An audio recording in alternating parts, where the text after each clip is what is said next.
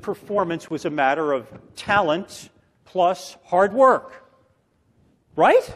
I mean, you look at your genetic gifts, and you look at your willingness to work hard, and that's it. There's no other way. Unexamined. And then all of a sudden, I had that mindset violently disturbed. And the disturbance came October 2006, an article written by Jeff Colvin in Fortune magazine. What it takes to be great. In that article, Colvin is describing decades of research in behavioral science, which looks at what does it take to become an expert, an elite performer in any field: sports, performing arts, music, business management, medicine. And the results totally wiped out my old formula for what it took to be a good performer. Totally. I went through that article, and I want to show you some of the lines that I highlighted. The first one: talent has little or nothing to do with greatness. What? So let me be clear. What the research said is talent may be overrated in the way the culture holds it. That there's another variable, deliberate practice, that pushes people to the highest level because they're using their gifts properly. So everything you know about getting the right fit for a person's talent and the job applies, but that's just the beginning point. We need to add practice to it. Crucial piece to come up with. The next very interesting point. I'm thinking Warren Buffett is an example of someone who was just born with great and innate sense of how to invest. Michael Jordan, he had the perfect body for basketball. It was just talent. But no. As I began to look at this research, it's very clear. There's no investment gene that leads to investment acumen. And Michael Jordan was cut from his high school basketball team. It's not just sheer talent, something more.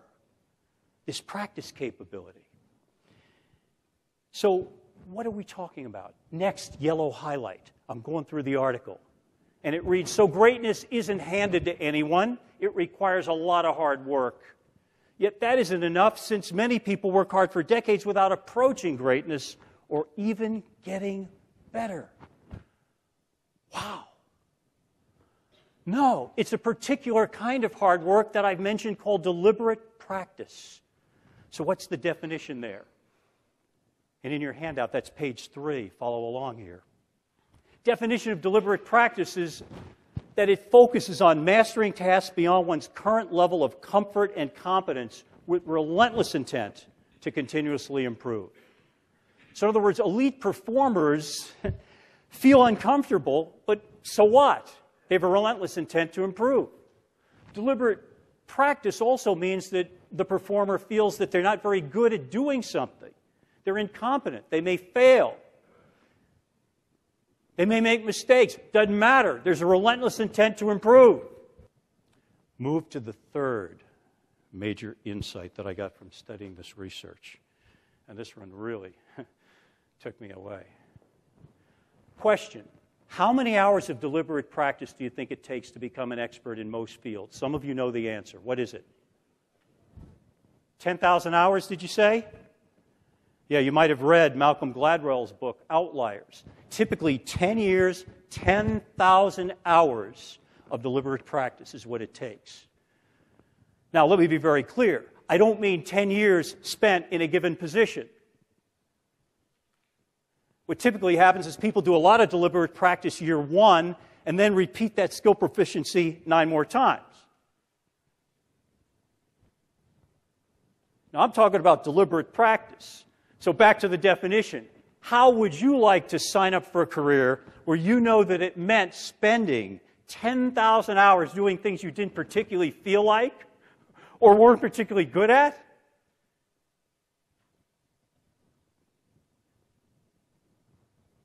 But ladies and gentlemen, what's the alternative?